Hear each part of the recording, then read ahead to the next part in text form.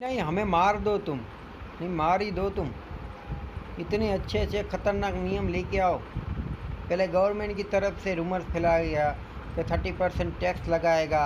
अब तुम्हारी तरफ से एक नया नियम सेबी की तरफ से आया है कि अपफ्रंट मार्जिन चाहिए। अपफ्रंट मार्जिन का मतलब ये होता है कि भाई अगर आपने 5,000 का माल लिया है तो आपको पहले से ही यहाँ पे डिपॉजिटरी 50,000 से 40,000 जमा कराने पड़ेंगे।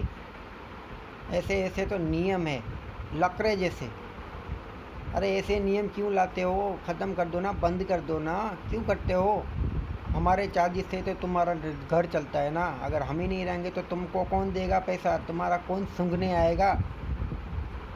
कौन आएगा तुम्हारे पास? इतने नाटक करने की क्या ज़रूरत है?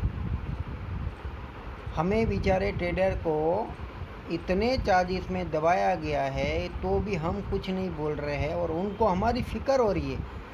अरे हाथ थू तुम्हारे ऊपर, तो इतनी फ़िक्र हो रही है तो चार्जेस तो देख लो पहले। इतने इतने चार्जेस लगा रहे हो। ये देखो एक्सचेंज की मार्केट, देखो यहाँ पे यूएस की मार्केट कितने चार्जेस। और यहाँ पे देखो ये कुछ नहीं दिखेगा भाई। रिटेल ट्रेडर को कभी 5,000 से 5 लाख मिल जाता है ना तो वो हक्के बक्के हो जाते। पर इनको मिला तो मिला कैसे? इनको तो सिर्फ लूटने के लिए लूटने के लिए बनाया गया भाई। हम तो सिर्फ यहाँ पे लूटने के लिए आते। सॉरी फॉर देट, लुटवाने के लिए आते भाई। जो कि किसको जाता है पैसा? वो 4-5% लोगों को, जो कि उनके ही लोग होते होंगे शायद, तो दिखाते हैं कि भाई बड़ी बड़ी क्वांटिटी में काम करते हैं। लेकिन वो सब होते तो एक ही थाली के चट्टे पट्टे होंगे ना। अगर लॉस भी होगा तो फिर मिल ही जाएगा वहाँ से ही जहाँ से मिलने का था, और प्रॉफिट होगा तो आपको दिखा के और लालच में डाल देंगे। तो भाई यहाँ पर बस कुछ है नहीं।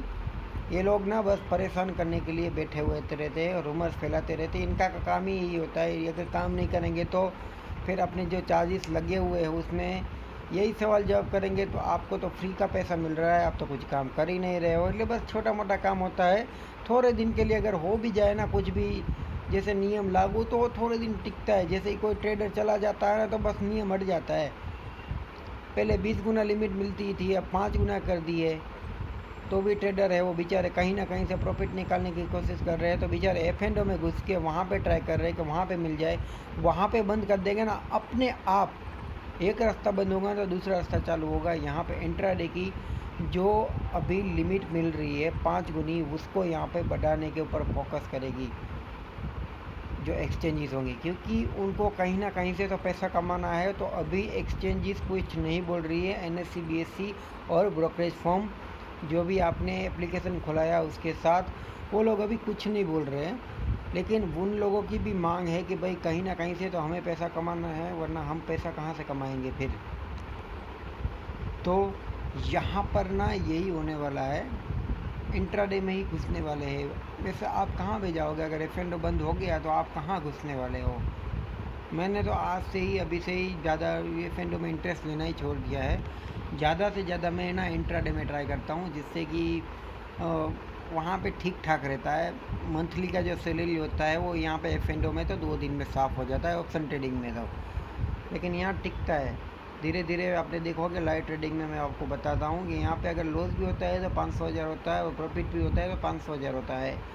अब दिन का अगर 500,000 मिल जाता है तो इतनी महंगाई में 500,000 कम थोड़ी ना होता है। लेकिन एक बात है कि भाई नए ट्रेडर को तो वहाँ पर भी दिक्कत आ सकती है, क्योंकि वहाँ पर तो इससे भी ज़्यादा ख़तरनाक होता है। वहाँ पे थोड़ा सा हमें चार्ट पैटर्न देखना पड़ता है, क्योंकि पीछे यहाँ पे कंपनी होती है स्टॉक्स के अंदर, और इंडेक्स में तो कोई कंपनी होती नहीं है। इंडेक्स जैसे काम करता है वैसे कॉलपुट काम करता है, और कॉलपुट में है इसलिए फटाफट वॉल्यूम आएगा ही। लेकिन इसके पीछे कंपनी है इसलिए ये ज़्यादा से ज़्यादा चलेगा तो ज़्यादा से ज़्यादा 20% तक एक दिन में मार सकता है। तो मैं तो बोलता हूँ कि भाई इस बार इसको है ना एक बार औकात दिखा देनी चाहिए। ये सेबी, एक्सचेंज, ये ब्रोकरेज फर्म जो होते हैं ना, जो मन फावे इतना भाव लेते हैं भाई। उनका मन होता है उतना 50 रुपया 60 रुपया एक ट्रेड के ऊपर। सोचो, जो बेचारा मजदूर टाइप का होगा, गरीब ट्रेडर होगा, बेचारा कहाँ से अफोर्डेबल करेगा? 5 से 10 हज़ार रुपया मान माने तो जैसे तैसे करके एफ में डाला होगा, और अगर वो दिन की 10 ट्रेड मारेगा तो 500 रुपये तो उसकी ऐसे ही चार्ज लग जाएगा, ब्रोकरेज चार्ज, ऊपर से गवर्नमेंट चार्ज, ऊपर से और बोल रहे हैं कि रिटेल ट्रेडर को यहाँ पे निकाल देना चाहिए। निकाल दो भाई, आपकी मर्जी है। हम तो बस मंदिर के घंटे हैं जो बजाते रहते हो आप सब मिल के, सब लूटते सब। यहाँ पर एक्सचेंजेस अपना चार्जेस लगाते, ट्रांजैक्शन चार्ज, ब्रोकरेज वाले ब्रोकरेज चार्ज लगाते हैं, सेबी चार्ज लगाती, गवर्नमेंट चार्ज लगाती, केंद्र सरकार चार्ज लगाती है, स्टेट गवर्नमेंट चार्जेस लगाती है, स्टैम्प ड्यूटी तक नहीं छोड़ा इन लोगों ने, उसको भी ठोकी चालू हो गई है भाई। सब चार्जेस यहाँ पे एक ट्रेडर को लगने पड़ते हैं, और यहाँ पर भी कम नहीं है ये लोग। आपके पास अगर ज़्यादा चार्जेस होगा तो आप इनकम टैक्स के डिपार्टमेंट में अगर प्रॉफिट लेके निकल भी जाओगे तो आपको 5 लाख के ऊपर इनकम टैक्स प्रॉफिट देना पड़ेगा भाई। आपका प्रॉफिट में से आपको ऑलमोस्ट यहाँ पे 5 लाख या फिर 10 लाख कुछ भी आप कमाते होंगे तो उसके ऊपर आपको 15% से लेके 20% के आसपास का चार्जेस देना पड़ सकता है भाई। अभी तो 15% है, अगर आप 1 साल से नीचे हो तो। अगर 1 साल के ऊपर अगर प्रॉफिट कोई भी लेके जाते हो कोई भी डिलीवरी में, तो फिर आपको 10% देने पड़ते हैं। अरे बहुत, एक ट्रेडर का दुख कोई सुनने वाला नहीं है।